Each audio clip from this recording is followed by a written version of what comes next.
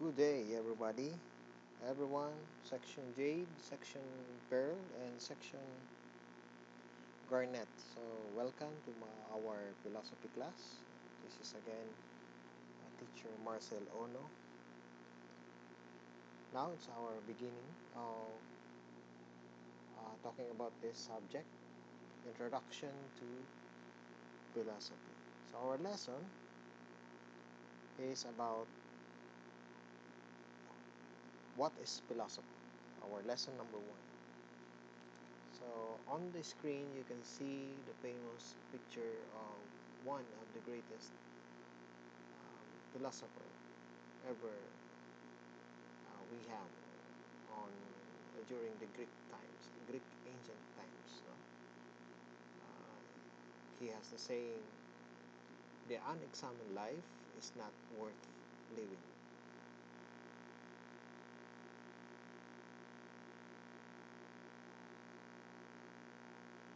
Here's the following objectives of our lesson number 1.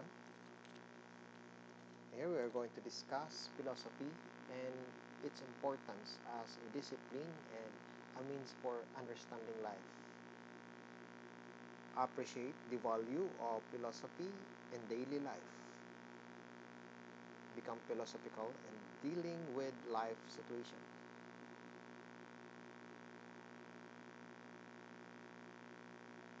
Now, I want you to read carefully the following conversation. Read and analyze the following conversation between a high school teacher and her student in class.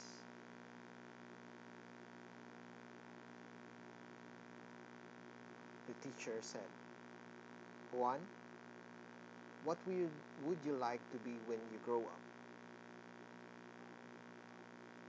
Juan said, "Mom, I want to be happy." And the teacher says, "Juan, you did not understand my question." And Juan replies, "Mom, you do not understand what life is all about." Have you, like Juan,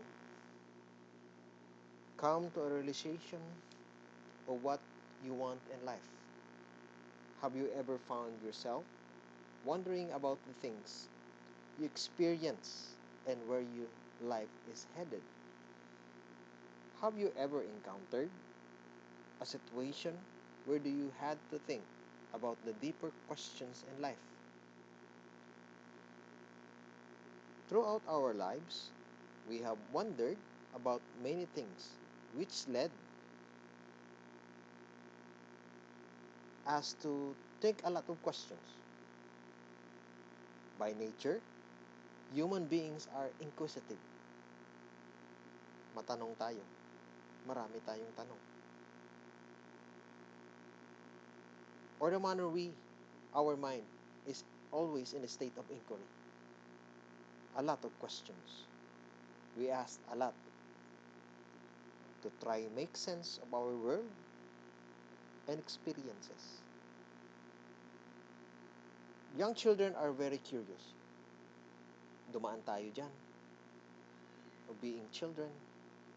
Now you are in grade 11. And we often hear them ask simple questions. Silly questions such as, "What is this? Ano ito? What does this do?" Simple. Why are trees tall? Why is the sky so far away? No? Napakasimple yung mga tanong ng mga bata. These queries may be easily ignored because of their simplicity, but this indicate a healthy curiosity. It's okay. It's okay for us as a youngster, as a human youngster, to have this curiosity. It's an indication of a healthy mind. We're inquisitive, so that's normal.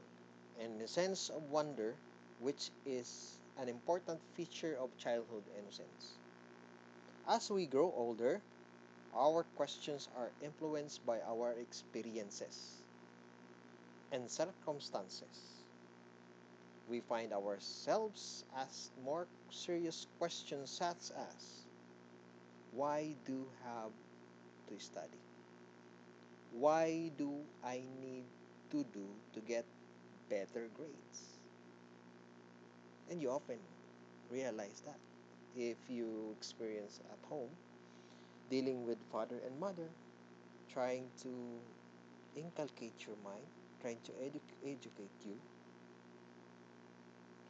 sometimes it's quite forcing you a lot. Sino ba naman ang magulang na ayaw kayong makitang malatataas yung mga grado? Why do I need to get better grades? Why can't I have more friends? What should I do to achieve my goal in life? Why did I fail? What can I do to be better? You may have also heard your parents and other older people ask questions about various concerns such as, how can our budget cover our family expenses? What should I do to earn more? Would it be better to apply for a new job? Did I make the right choice in buying this property? How do I deal with difficult people at work?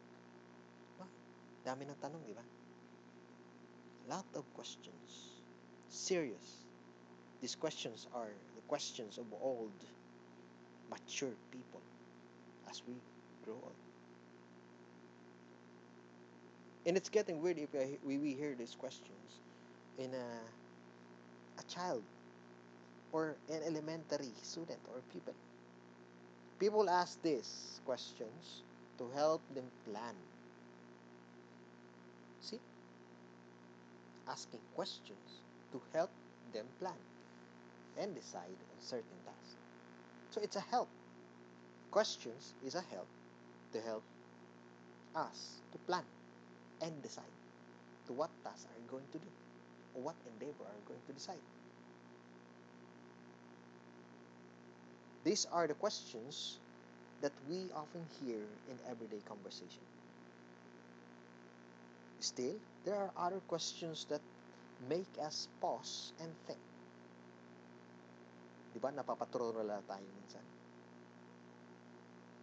O hindi yung bagong gising, but sometimes, doon nag-uumpisa.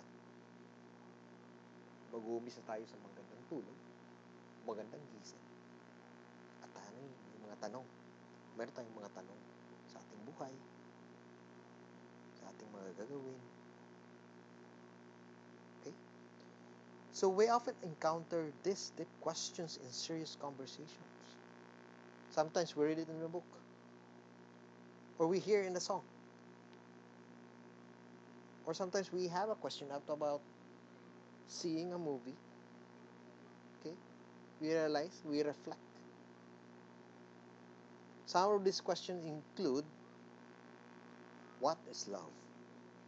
Is love worth giving up everything? Where can I find true friends? Where can I find true happiness? Does the end justify the means? Why do good people suffer? Why is there injustice in this world?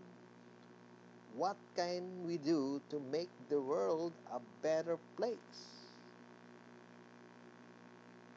Why do I have to be a good person? Bakit dapat ako ay dapat maging mabuting tao? A big part of living is spent pondering many questions. It's big, and start on that. And our lives become more meaningful because we search for answers to this innumerable questions. This is the essence of philosophy. Philosophy, the search for answers to life's question.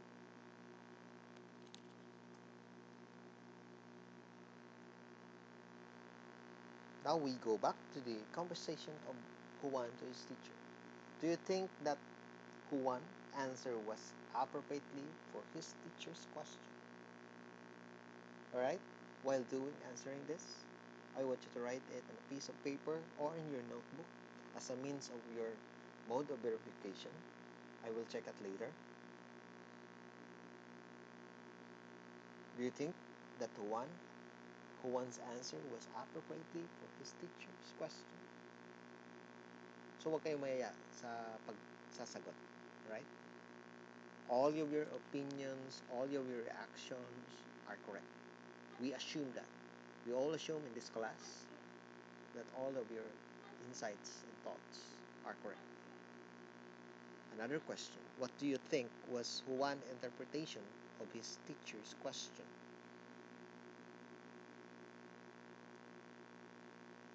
Based on his responses, what kind of student do you imagine Juan to be? See? So try to delve deeper and understand this man, Juan. Ang lalim niya, di ba? And if you're in the part of one's teacher, how would you respond to him? So, maaaring may approach kayo. Pwede ka mapikon. But ever, I believe that all teachers are educated. On my part, I will reply him. One, what I'm trying to ask you is I am expecting an answer about a job, falling on a job someday. And what would it be? What's your decision? And hindi kasalanan ni Juan. Sasabihin ni Juan na, teacher, I want to be happy. Alright? This is philosophy. We just try to search good answers and thoughts. Okay? Alright, in your notebook, this is your written task. I mean, an assignment. So read the following news headlines. I want you to write simple, serious, and deep questions that comes to your mind when you hear these headlines. The first headlines is flash floods in remote village kill 100 people. Okay, write your simple question, one simple question, one serious question, and deep question. Alright, from that headlines. Another headline,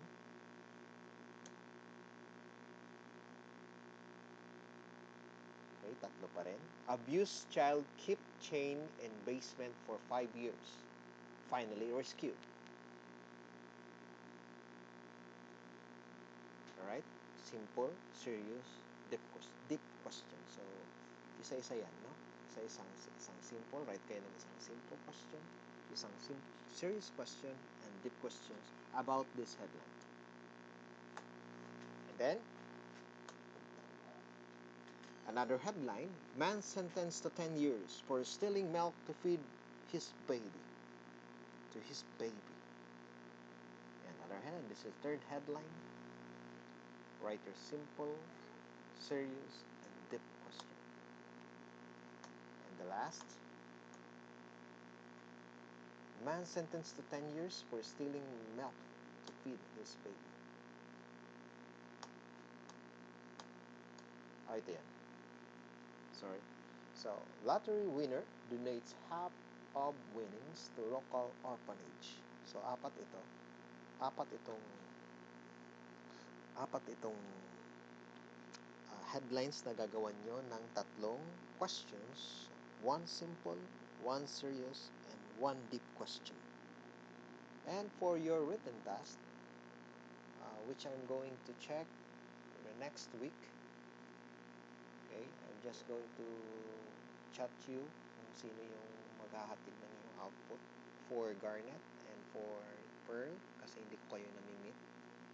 And for the section shade, meron na kayo nito. So, Monday yung inyong deadline, no? Okay, so in a one whole yellow paper, dito nyo i-write yung inyong output. So, this is 10 points as your written task. Okay, so get the highest point.